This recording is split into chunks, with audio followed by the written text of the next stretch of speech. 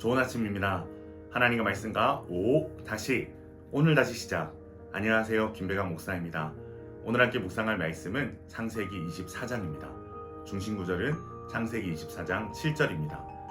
하늘의 하나님 여호와께서 나를 내 아버지의 집과 내 고향 땅에서 떠나게 하시고 내게 말씀하며 내게 맹세하여 이르시기를 이 땅을 내 씨에게 주리라 하셨으니 그가 그 사자를 너보다 앞서 보내실지라 내가 거기서 내 아들을 위하여 아내를 택할지니라.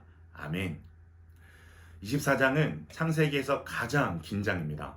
자그마치 67절로 이루어져 있습니다. 그러나 오늘의 이야기를 한 문장으로 말한다면 이삭과 리브가의 결혼입니다. 24장은 아브라함이 나이가 많아 늙었고 라는 문장으로 시작합니다. 하나님의 명령을 따라 고향을 떠나 사나우면서 아브라함은 여러 가지 일들을 만났고 그에 따른 고통과 시련도 수없이 겪었습니다. 그러나 하나님께 속한 아브라함의 인생은 많은 축복을 받았음을 성경은 기록합니다. 이제 길고 길었던 아브라함의 인생도 저물어 가고 있습니다. 그러나 실제적으로 아브라함은 35년을 더 살게 됩니다. 그러나 저자는 다음 장에서 아브라함의 일생을 죽음으로 정리합니다. 그것은 바로 오늘의 이야기, 믿음의 대를 잇는 일이 아브라함 생애의 마지막 순간에 한 일로 읽혀지기로 원하고 있기 때문입니다. 나이가 많아 늙은 아브라함은 이삭에게 아내를 얻게 하려고 자기의 집의 모든 소유를 맡아 관리하는 종을 불렀습니다. 이 종은 아브라함이 이삭을 얻기 전 자신이 후손이 없으므로 모든 소유를 물려주고자 한 엘리에셀인 것 같습니다. 그만큼 아브라함에게는 믿고 사랑하는 종이었습니다. 아브라함은 그에게 자신의 환도뼈 밑에 손을 넣고 맹세를 시킨 다음에 내 고향, 내 족속으로 가서 내 아들 이삭을 위하여 아내를 택하라 라고 부탁합니다. 아브라함의 이러한 행동은 자신에게 후손을 약속하신 하나님께서 그 종을 인도하실 것이라는 믿음을 반영하고 있으며 이 일의 결과나 책임은 종에게 있지 않다라는 것을 약속하는 의미를 갖습니다. 아브라함에게서 이삭의 아내를 구해오라는 사명을 부여받은 종 엘리에셀은 길을 떠납니다. 그리고 그는 메소포타미아에 있는 나홀의 성곽 우물가에서 하나님의 인도하심을 위해 간구합니다. 아브라함은 언약 안에서의 순결함으로 이를 계획하고 그 종은 하나님께서 철저하게 그 걸음을 인도해 주시길 기도합니다. 얼마나 멋있는 동력의 모습입니까? 하나님께서는 이렇게 아름다운 두 사람의 신앙을 통해 구속의 역사를 이어가십니다. 아직 엘리에셀의 기도가 끝나지 않았습니다. 그런데 기도가 끝나기도 전에 하나님의 응답이 이루어집니다. 바로 이삭의 아내가 될 리브가가 우물에 나타난 것입니다. 그녀는 부두엘의 딸로서 아름다웠고 장차 그리스도가 태어날 가문의 며느리로서 손색이 없었습니다. 그리고 리브가는 목마른 아브라함의 종에게 친절을 베풀어 물을 마시게 합니다. 그녀의 이러한 행동이 무엇을 의미할까요? 바로 직전에 엘리에셀이 하나님께 구했던 모든 기도의 표징이었습니다. 하나님께서는 너무나도 정확하게 기도의 응답을 하고 계신 것입니다. 하나님의 놀라운 응답을 경험한 엘리에셀은 하나님께 영광을 올려드립니다. 26에서 27절입니다. 이에 그 사람이 머리를 숙여 여호와께 경배하고 이르되 나의 주인 아브라함의 하나님 여호와를 찬송하나이다. 나의 주인에게 주의 사랑과 성실을 그치지 아니하였사오며 여호와께서 길에서 나를 인도하사 내 주인의 동생 집에 이르게 하셨나이다 하니라. 아멘. 엘리에셀은 너무나도 정확하시고 신실하신 하나님께 머리를 숙이고 찬양과 경배를 드립니다. 그렇게 엘리에셀과 리브가의 대화가 오가고 리브가는 이 소식을 오빠 라반에게 알립니다. 그리고 이 소식을 들은 리브가의 오빠인 라반은 한 걸음에 달려와 엘리에셀을 극진히 대접합니다.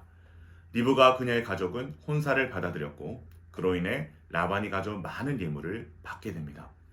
이제 리브가는 가족과 고향을 떠나야 합니다. 그런데 리브가에게 슬퍼하거나 아쉬운 내색보다는 지체하지 않는 모습을 성경은 기록하고 있습니다.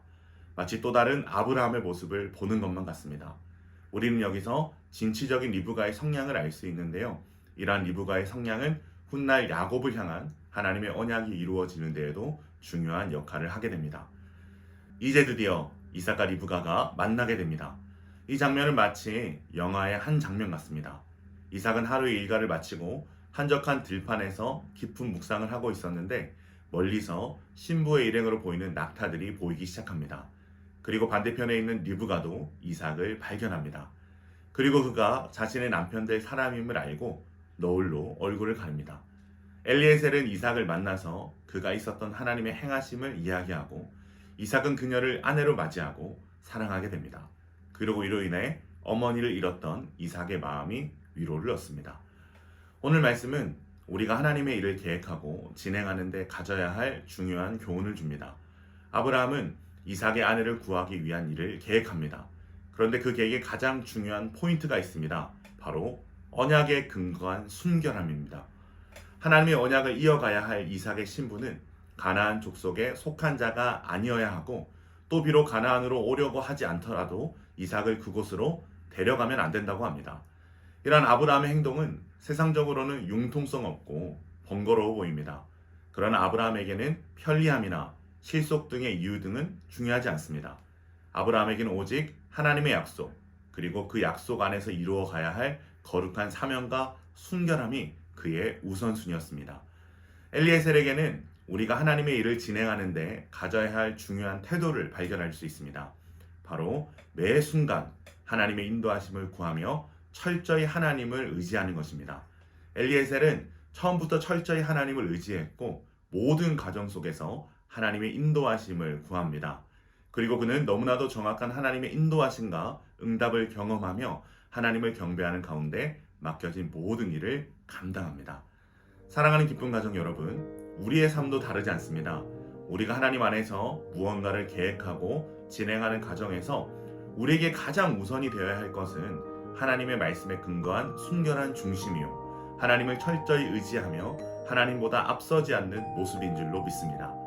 하나님은 눈에 보이지 않으시지만 그렇게 살아가고자 하는 우리들의 삶에 정확하고 신실하게 일하십니다. 그렇게 순결하고도 충성된 우리의 삶의 자리는 하나님을 생생하게 경험하는 은혜의 자리가 되는 것입니다. 나의 삶의 자리에서 하나님을 만난다는 것, 얼마나 신나고 영광스러운 일인지 모릅니다. 오늘 하루 나의 삶에 하나님의 충만한 체험이 있을 수 있도록 순결한 중심과 철저한 의존을 통해 생생한 하나님의 역사를 삶의 한복판에서 경험할 수 있기를 주님의 이름으로 축원합니다.